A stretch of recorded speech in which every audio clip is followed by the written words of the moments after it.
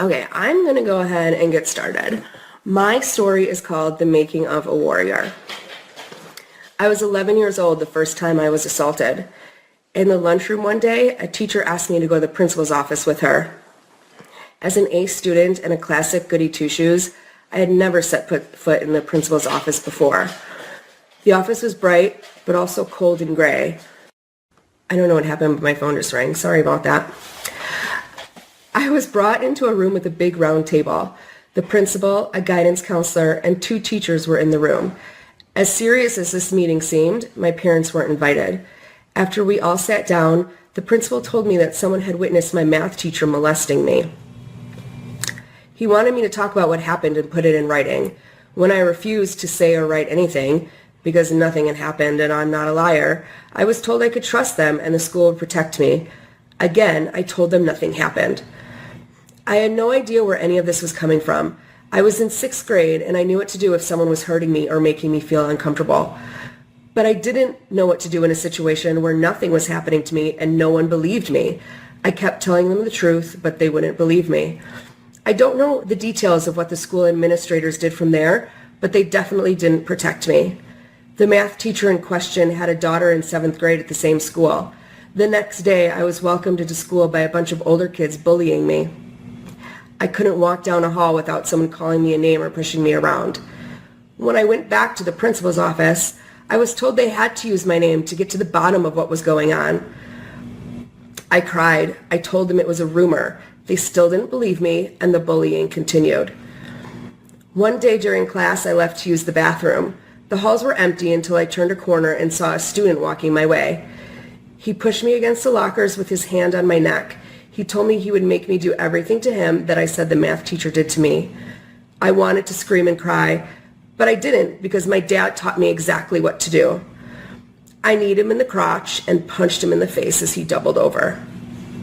I walked to the principal's office, told him exactly what I just did, and demanded they put an end to the witch hunt. I remember feeling so strong and so powerful that I even scared myself a little. That was my last visit to that principal's office, but not my last visit to any principal's office. My dad taught me to fight when I was 7 years old because as a father to 3 daughters, he knew we would have to be able to protect ourselves. The day was one of those unseasonably warm early spring days. My family had just gotten home from grocery shopping, and I was finally as free to be as loud as I wanted, which was fairly loud. I did a lot of cartwheels. I ran the perimeter of our yard and made up silly dance routines. But I was still bored. Then my dad came out the front door and told me to follow him to the backyard. He was the smartest person I knew, one of the 2 people whom I could count on for anything. I would have followed him anywhere. When we were in the backyard, behind the garage, my dad held up his hands, palms facing me. "Punch my hands," he said. I was confused. Although my sisters and I fought on a semi-regular basis and often hit one another, hitting was not allowed in my house. He repeated, "Punch my hands." So I did. I balled up my tiny 7-year-old fists and punched the palms of his hands as hard as I could. He didn't flinch. I kept punching. I wore myself out. "Take a break," he said. "Watch me make a fist. See how I keep my thumb tucked in tight? That will protect you from hurting yourself. When you start punching me again, this time hit my palm with your knuckles, not your fingers. Use your whole body and move into the punch. Are you ready to try again?" I nodded. I used my whole body and punched.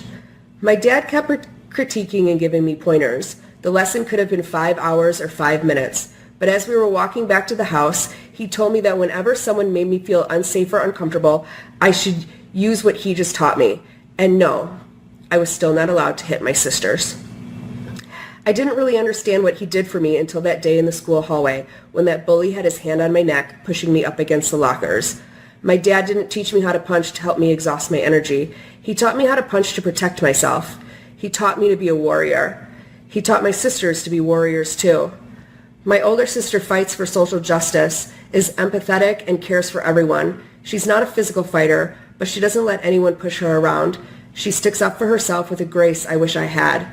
My younger sister is a warrior of knowledge and dexterity with words. She remembers everything and always has a comeback. She is a force. She won't back down and can stump anyone with her wit. I like to think the three of us form our own little army. The second time I was assaulted, I was 16 and a cheerleader in high school. I had worn my uniform to school for game day. As I walked up a flight of stairs, someone grabbed my ass and said, "I'd like a piece of this." I turned around swinging and knocked him backward down the stairs. Instead of going to class, I took myself to the dean's office and told him exactly what happened. The dean gave me a high five. Sadly, but not surprisingly, this assault would not be the last one of my life.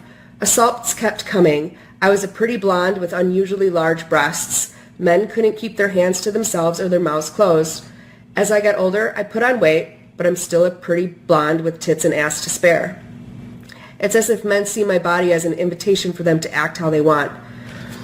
When a leaked audio recording revealed that Trump said he could grab a woman by her pussy, I was horrified but not surprised. I have dealt with men like him all my life. I knew deep down that he would never be our president and that Hillary would help change things for women. Hillary is a fighter. She would have my back. I told myself I had to deal with Trump only for a few more weeks until he lost the election in the most embarrassing way possible. I watched the debates with disgust, a bag of chocolate, and a bottle of wine. The knot in the pit of my stomach wouldn't stop growing. I wanted to be so sure Hillary would win, but I was terrified. I knew a Trump presidency would mean that men would think they had a right to my body more than ever, and I wasn't wrong. 1 week after the election, I was baking and needed an ingredient. It was cold outside, but since I was in a hurry, I left the house wearing shorts, a tank top, and flip-flops. As I walked into the store, a man who was in front of me turned around to look at me. "Aren't you cold?" he asked. He stopped walking. "Nope," I said. I stopped walking too. "Oh, I was waiting to let you pass so I could see how you look from behind," he said. I kept my feet planted to the ground. "You'll want to keep walking, because if I catch up to you, you will be so sorry you messed with me. But if you don't believe me, stay right there, and I'll be happy to show you," I said. "Wow, you're a bitch," he said, and walked away. A week after that incident, another man decided he could say whatever he wanted to me. "Hey, baby, want to wrestle? I'd like that ass in my face," he said. When I told him he shouldn't talk to women that way, he said, "Trump is president now. I could say whatever I want." With the glimmer of hope Hillary provided, I thought maybe I wouldn't have to fight hard to stay safe, that rape culture would come to an end.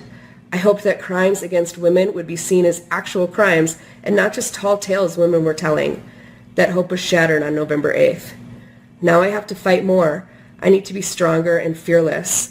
It has been a long time since I punched someone, and I worry I'm out of shape for the next time I need to protect myself. I know there will be a next time. It's not enough to be able to protect just myself. I need to be able to protect all women. The Trump patriarchy will do what it can to hold us back, push us down, and make us feel unworthy. So I'll be a warrior like my dad taught me.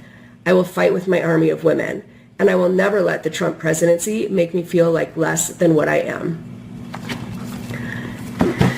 And that's my story.